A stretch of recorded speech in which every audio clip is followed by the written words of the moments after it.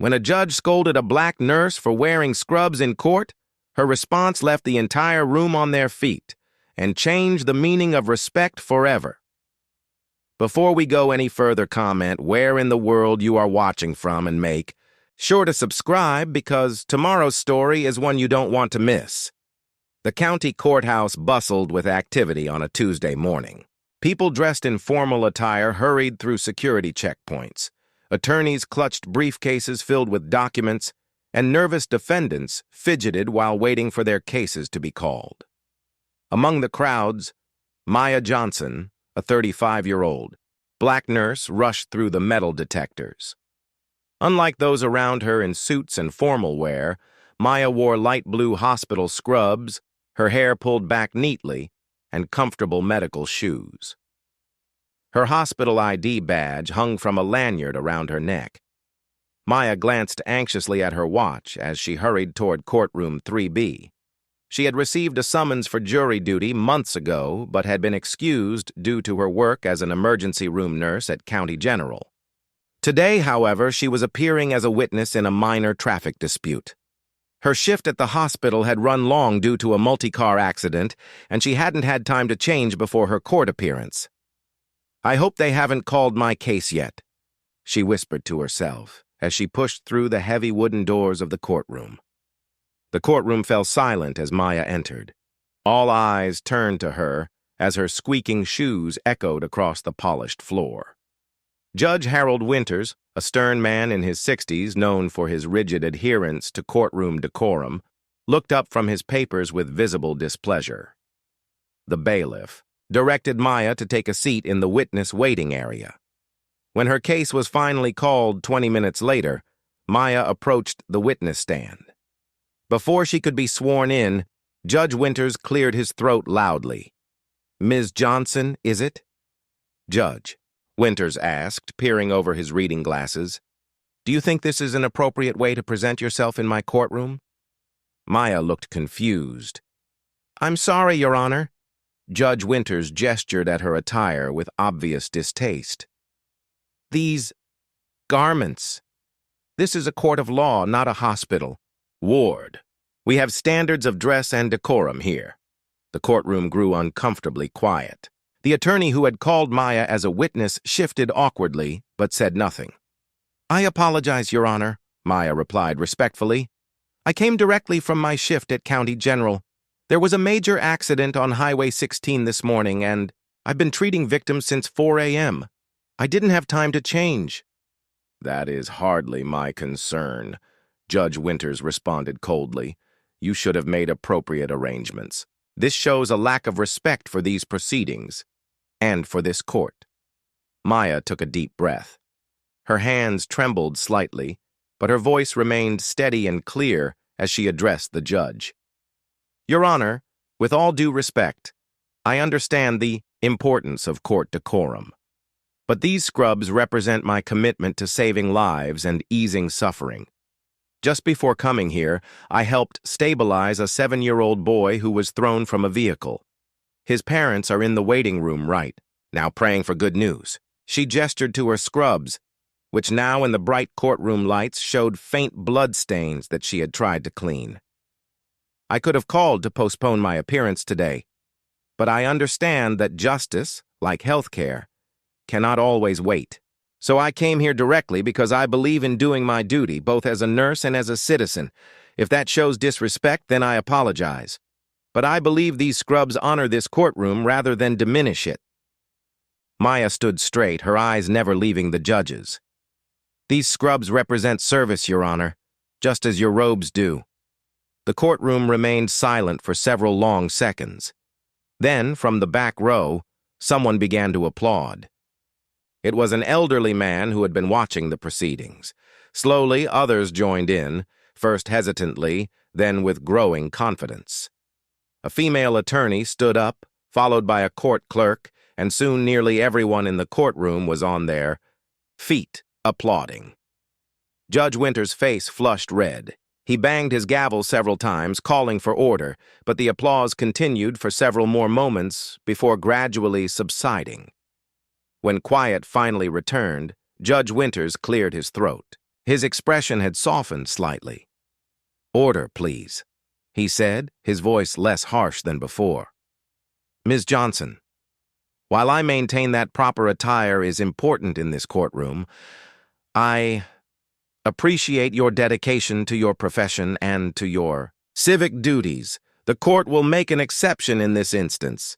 He nodded to the bailiff to proceed with swearing her in. As Maya raised her right hand to take the oath, several people in the courtroom nodded approvingly.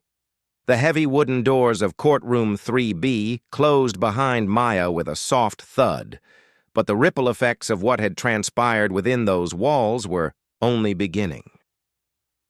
The fluorescent lights of the courthouse hallway seemed brighter somehow as Maya stood for a moment, collecting herself.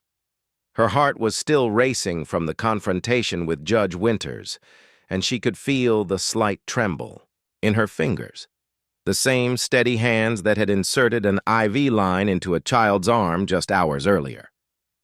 The corridor buzzed with activity, but for Maya, time seemed to slow as several people who had witnessed the exchange inside nodded at her with expressions of respect and admiration. A young law clerk with a stack of folders clutched to her chest approached Maya tentatively. Her name badge identified her as Jessica Ramirez, clerk. Her eyes were wide with a mixture of awe and professional curiosity. "That was incredible," Jessica said, her voice low but excited.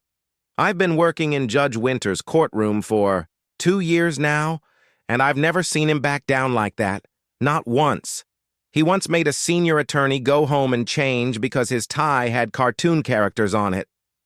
Maya smiled tiredly, the exhaustion of her 12-hour shift finally catching up with her.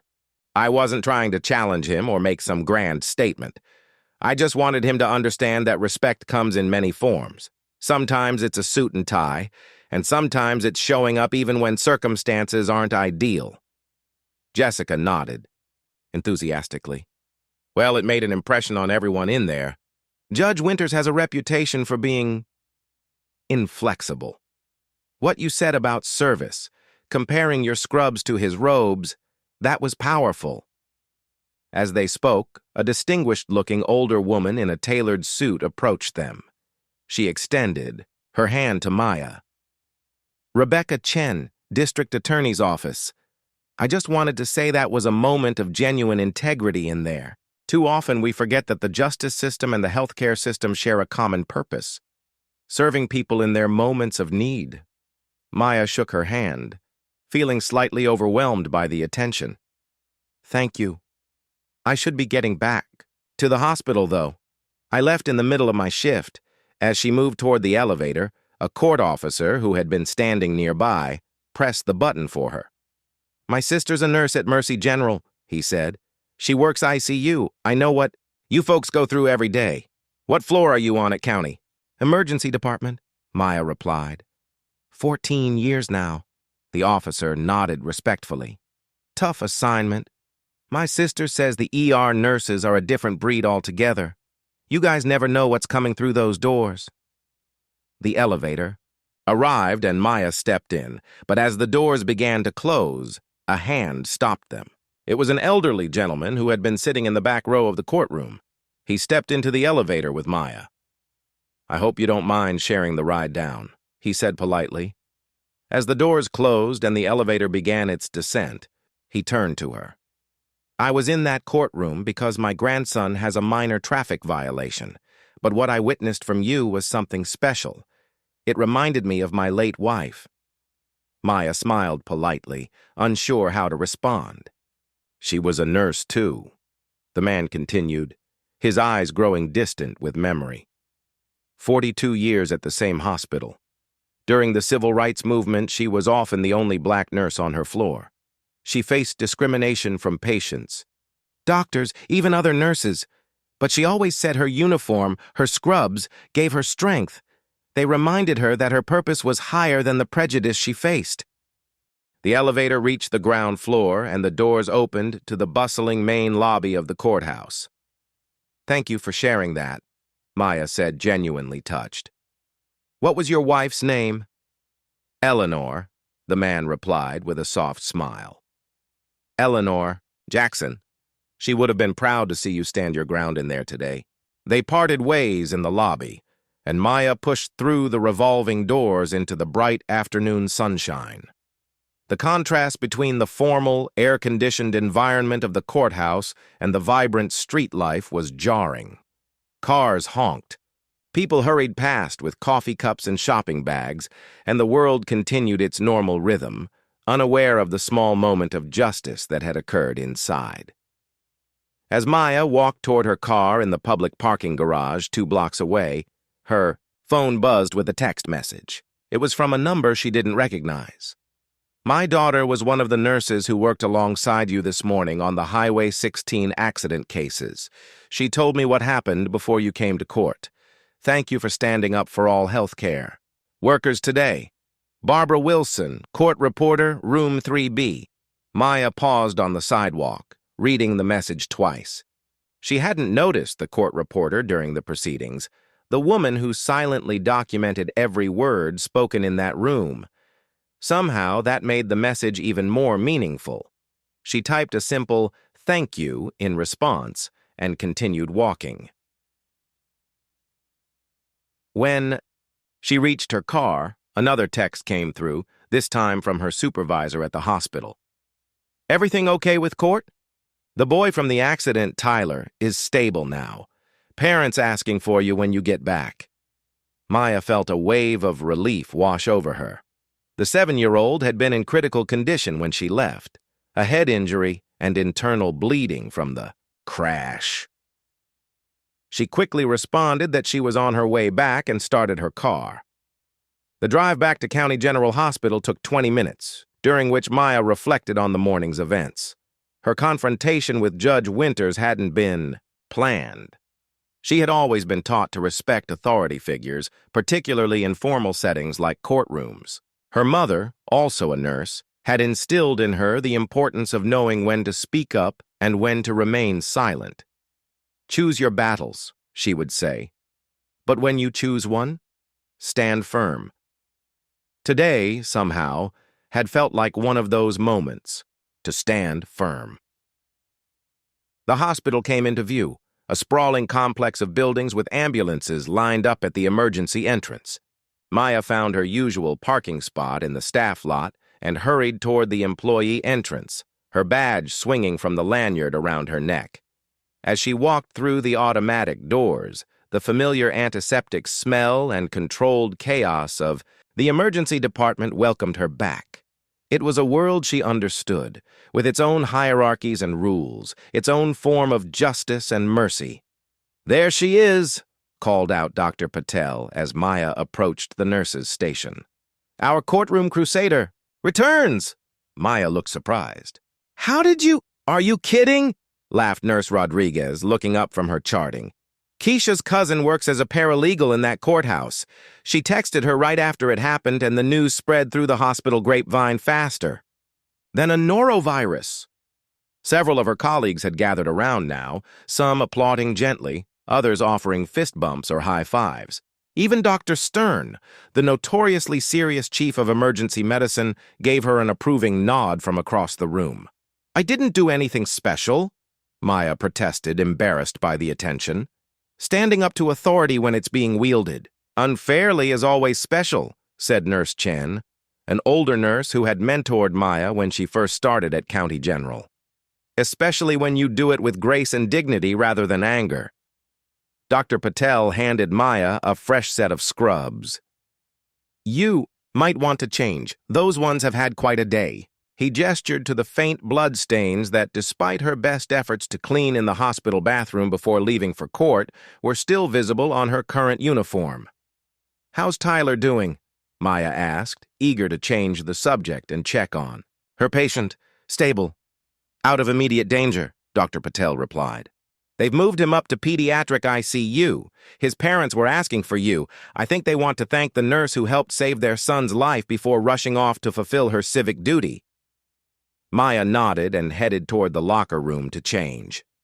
As she passed the waiting area, she noticed a familiar face. The elderly man from the elevator, Mr. Jackson. He was sitting beside a young man who appeared to be in his early 20s, presumably his grandson.